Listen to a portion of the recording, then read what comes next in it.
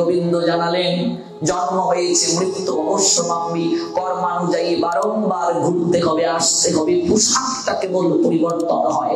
দেহটা পোশাক বাসাংশী জীর্ণানি যথা বিহায় নবানি গৃহন্নাতি নর অপরাণী তথা শরীরানি বিহায় জীর্ণানি অন্নানি সংয়াতি নবানি। দেখি the person puts on new garments, giving up old one. The soul similarly accepts new material bodies, giving up the old and useless one. Said omnipotent maker Krishna Srimad Bhagavad Gita 2 chapter Shankuyu 22 verse। পোশাকটার কেবল পরিবর্তন হয়। জীর্ণানি অন্নানি সংয়াতি নবানি। দেখি what means জীর্ণানি? জীর্ণানি means all parts of being old ones। জীর্ণ মানে পুরাতন, পুরাতন মানে বৃদ্ধ।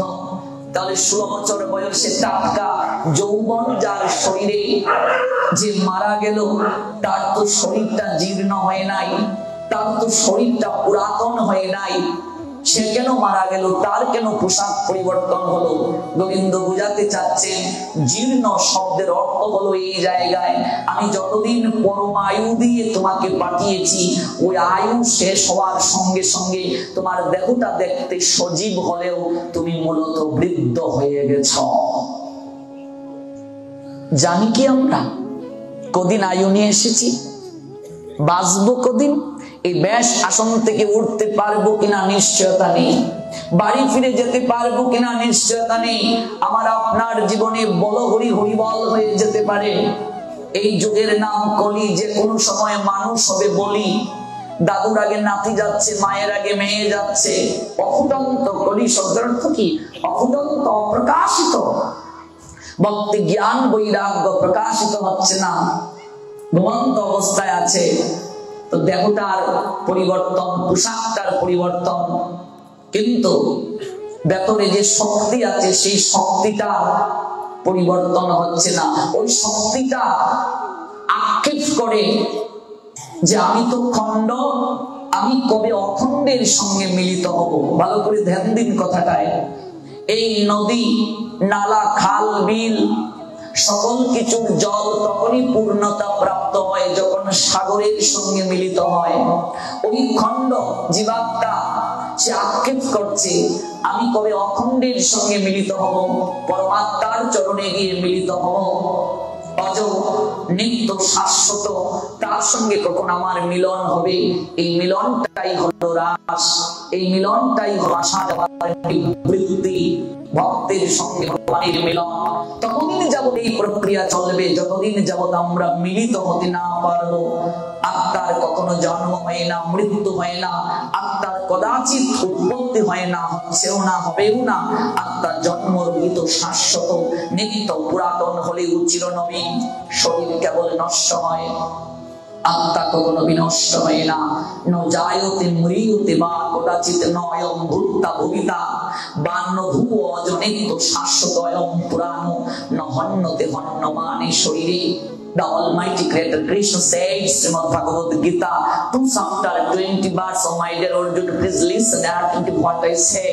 For the soul there is neither but nor that at anything. He has not come into being, does not come into being, and will not come into being.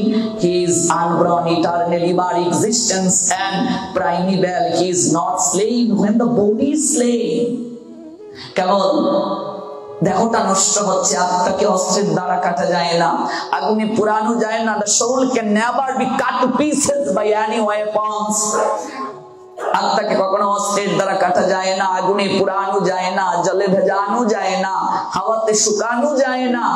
আত্মা অচ্ছেদ্য, অদাহ্য, অক্লেদ্য, অসূক্ষ্ম, not burned by fire, not moistened by water, not withered by the wine. नैनं छिन्दन्ति शस्त्राणि नैनं दहति पावकं न चैनं क्लादन्ति आपो न शुष्यति मारुतो अच्छेद्य अयम् अदाह्य अयम् अक्लेद्यो शुष्यैव च नित्य सर्वगतस्तां अचल अयम् सनातन नवीन चिरनवीन चिर adolescence out of soul and no existence body comes out time to time but the soul all time evergreen. শরীর বিনষ্ট হয়, শরীর নষ্ট হয়ে যায়, আত্মার কখনো বিনষ্টি হয় না। শরীরটা একটা পোশাক, শরীরটা প্রকৃতির প্রদত্ত খাঁচা। এই যে তত্ত্ব, এই যে জ্ঞান, এই যে তত্ত্ব সম্পর্কিত জ্ঞান, এই জ্ঞান একটা শিশুর প্রাথমিক শিক্ষা কেন্দ্র এই জ্ঞানের, সেটি হলো পরিবার, সেটি হলো পরিবার। সর্বপ্রথম এই জ্ঞানটা তার প্রাথমিক শিক্ষা গুরু মা বাবার নিকট থেকে প্রাপ্ত হয়।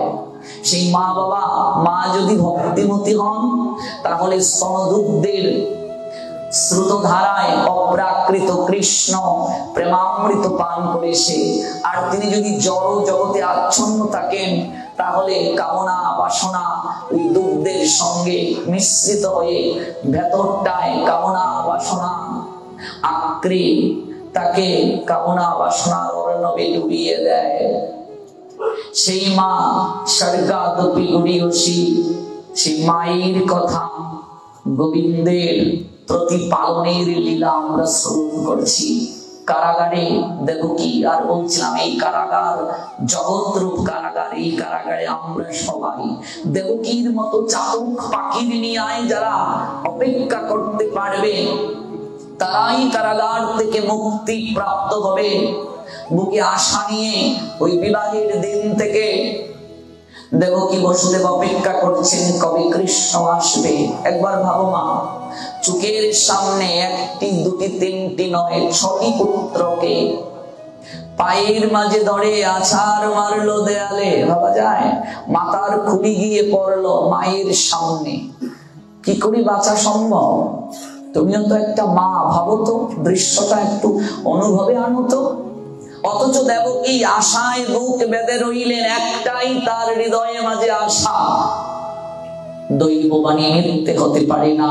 সপ্তম সন্তানটা যোগমায়ার প্রভাবে রোহিণীর গর্ভে গেল। এখানে একটা দর্শন জেনে যাও।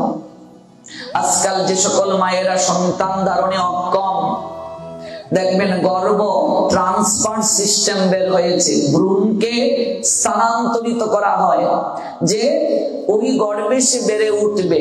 যেহেতু সে গর্ভ ধারণে অক্ষম কিংবা গর্ভে সন্তান লালন করতে অক্ষম, এই জন্য আরেকটা নারীর গর্ভে ভ্রূণকে স্থানান্তরিত করা হয়। এটা বিজ্ঞানের আশীর্বাদ। অথচ এই ভ্রূণ স্থানান্তর, গর্ভ স্থানান্তর, এটা আজ থেকে হাজার হাজার বছর আগে সনাতন ধর্মে আছে। কত দর্শন দেখুন সনাতন ধর্ম, কত বিজ্ঞানের উপর প্রতিষ্ঠিত দেখুন। কংস ভেবেছিল সপ্তম গর্ভের সন্তান পাপ হয়ে গেছে, নষ্ট হয়ে গেছে, কিন্তু যোগমায়া আকর্ষণ করে সেই সন্তানটাকে বসুদেবের আরেক সহধর্মিণী রোহিণীর গর্ভে স্থাপন করলেন। এই সন্তানটাই হলেন বলরাম।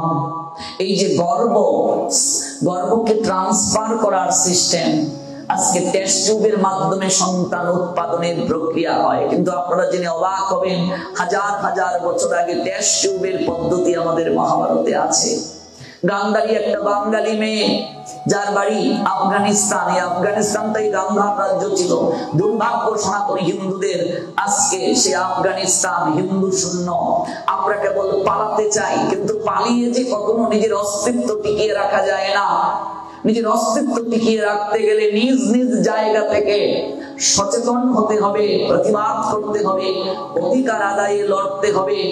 যে যে জায়গায় আছে, কেউ পার্টির মঞ্চে সচেতন করবে, কেউ মাঠের মঞ্চে সচেতন করবে, প্রতিবাদ করবে। প্রতিবাদের ভাষা এক একজনের এক এক রকম হতে পারে। কেউ গান গাইয়ে প্রতিবাদ করতে পারে, কেউ কবিতা লিখে প্রতিবাদ করতে পারে, কেউ অনলাইনের মাধ্যমে প্রতিবাদ করতে পারে, মানুষের মাঝে জাগরণের বীজ বপন করে দিতে পারে, অঙ্কুরিত করতে পারে, পল্লবিত করতে পারে। 15 বছর যাবত আনাচে কানাচে মানুষের মাঝে এই চিন্তাটা জাগিয়ে দেওয়ার চেষ্টা করেছিলাম যে পালিয়ে কখনো রক্ষা হবে না, পালানোটাই কখনো সমাধান নয়। ইঁদুরের মতো আর কত পালাবো আমরা?